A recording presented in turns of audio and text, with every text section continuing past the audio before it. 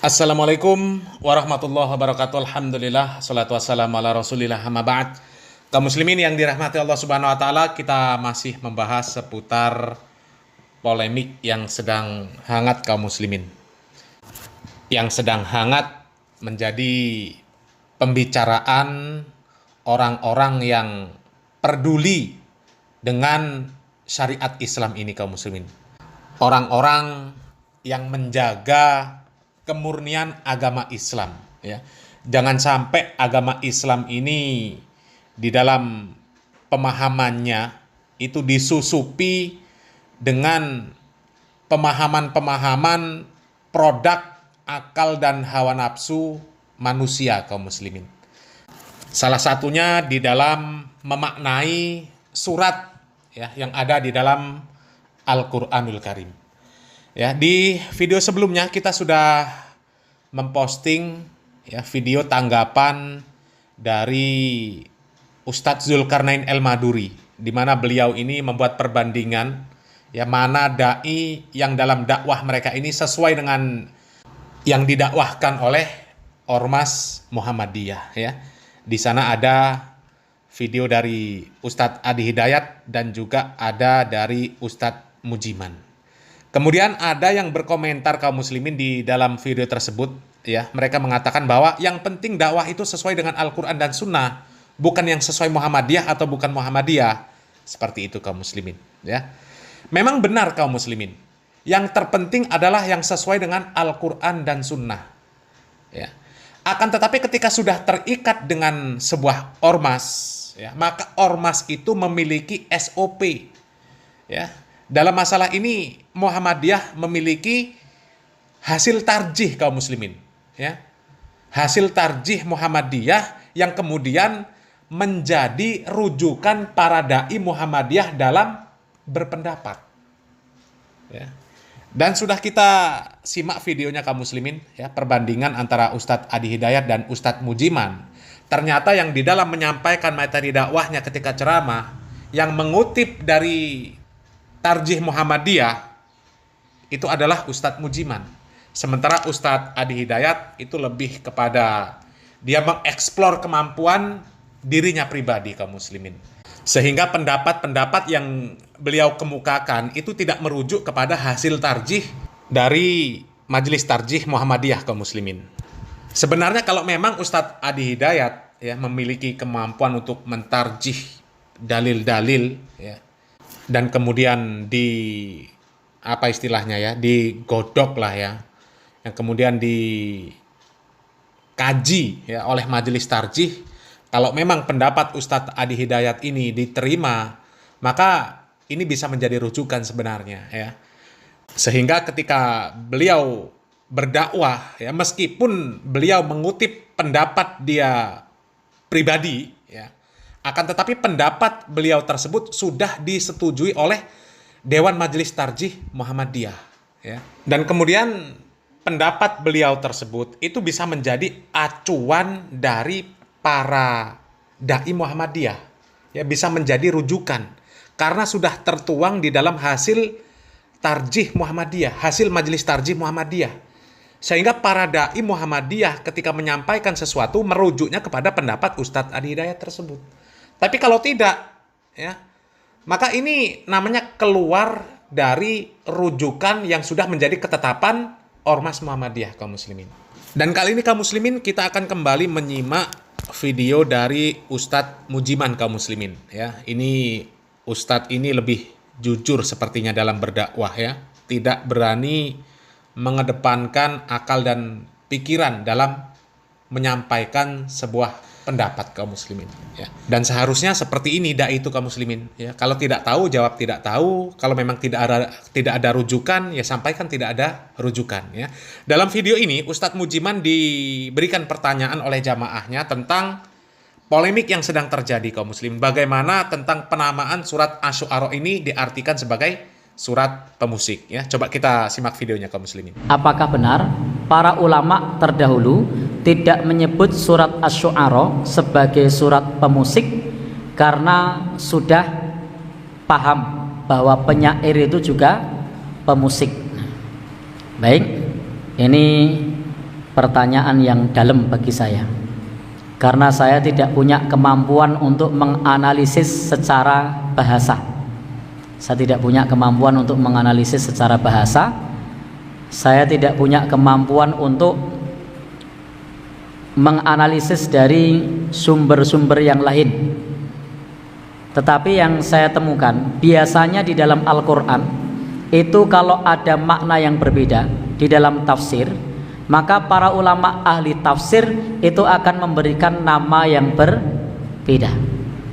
Contoh, surat di dalam Al-Quran yang punya potensi nama yang lain, maka ulama akan menamai itu Al-Fatihah.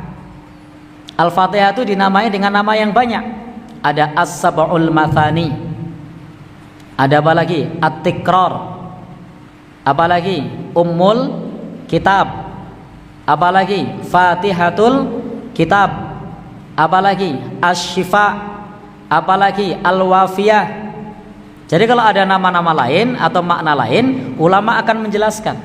Karena ulama itu tidak kitman, tidak menyembunyikan ilmu. Demikian pula Nabi Shallallahu Alaihi Wasallam itu sifatnya adalah tabligh, menyampaikan ilmu, bukan kitman, menyembunyikan ilmu. Maka kalau kita melihat kepada surat-surat yang lain yang dijelaskan nama-nama lainnya, mestinya untuk surat Asy-Syu'ara juga para salafus soleh akan menjelaskan nama-nama lainnya. Dan memang itu dijelaskan nama-nama lainnya pula, tetapi tidak disebut nama lain tersebut adalah surat pemusik, itu tidak disebut. Contoh lagi surat yang lain, surat An-Nasr punya nama lain, apa? At-Taudi. Punya nama lain, Idza Jaa. Surat apa? Al-Lahab. Punya nama lain, apa? Tabbat Yada. Apa lagi? Al-Masad. Jadi kalau memang punya nama lain, maka para ulama, para salafus soleh dulu itu akan menyebutkannya. Jadi akan menyebutkannya, sehingga para pembaca tafsir itu akan memahami. Dan saya pribadi itu statusnya bukan sebagai seorang yang mampu menganalisis, saya hanya qori yang membaca tafsir. Dalam bacaan yang saya baca tidak menemukan nama lain dari surat Asy-Syu'ara itu adalah surat pemusik, itu tidak menemukan. Sehingga saya pribadi tidak sampai kepada derajat telaah, tidak sampai kepada derajat ulama yang mampu mentelaah.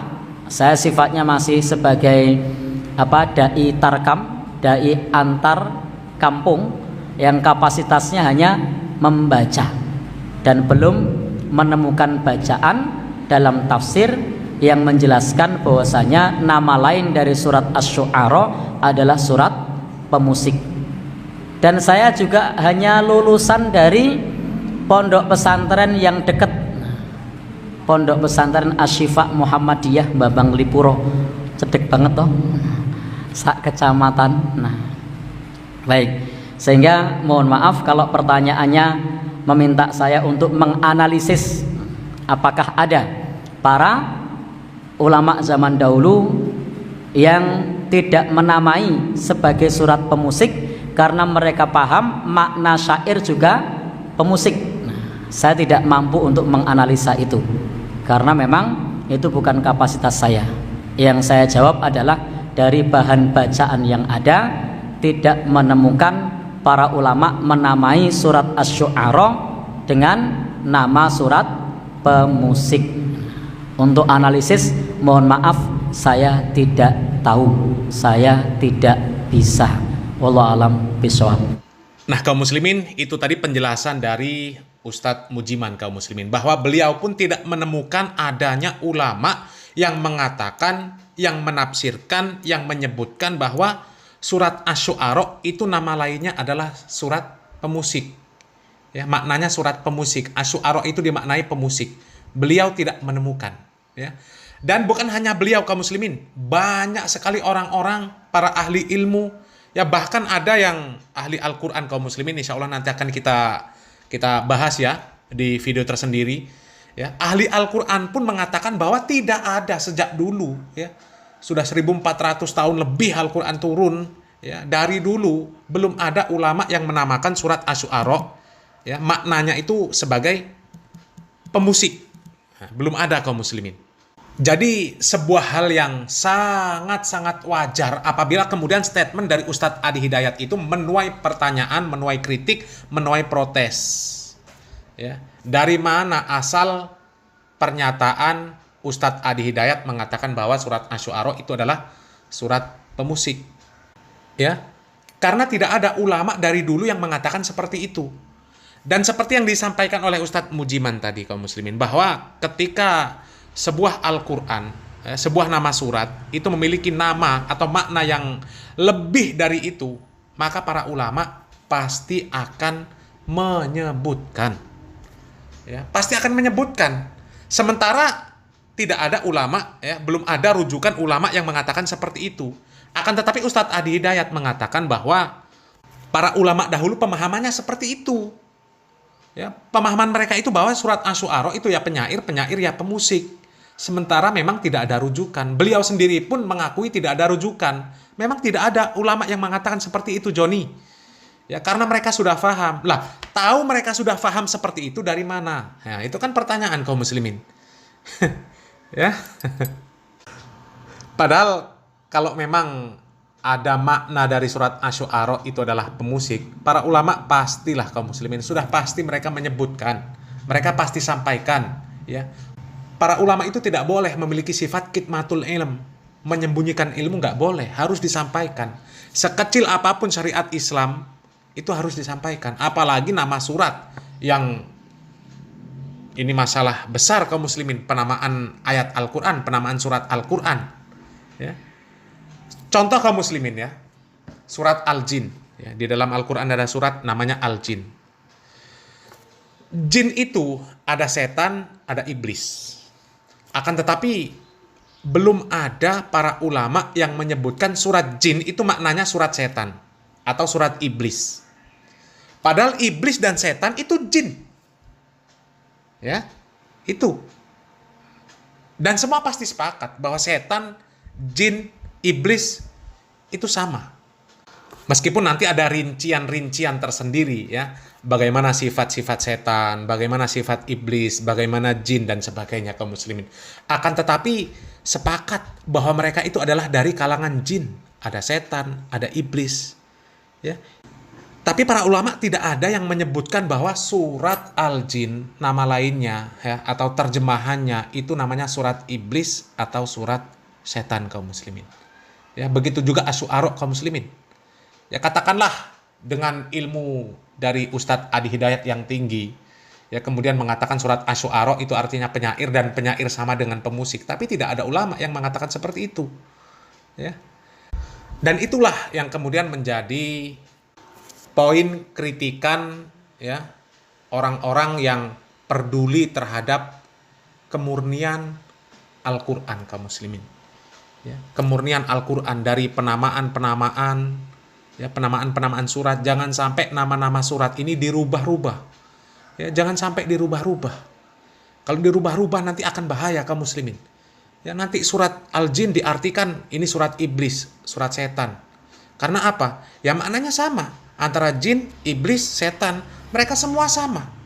Ya, makhluk ghaib. Ya, maka akan kacau kaum muslimin ya. Dan polemik ini kaum muslimin sebenarnya akan selesai, akan berakhir ketika Ustadz Adi Hidayat mampu memberikan rujukan, ya, mampu memberikan bukti bahwa ada ulama terdahulu yang mengartikan bahwa Asy-Syu'ara ini adalah pemusik. Kemudian mampu juga untuk memberikan bukti bahwa sahabat Hasan bin Sabit radhiyallahu an itu disebut juga sebagai pemusik di samping Nabi Muhammad SAW. Kalau seandainya Ustadz Adi Hidayat mampu memberikan bukti tersebut, maka selesai. Selesai kaum muslimin, wallahi selesai. Ya.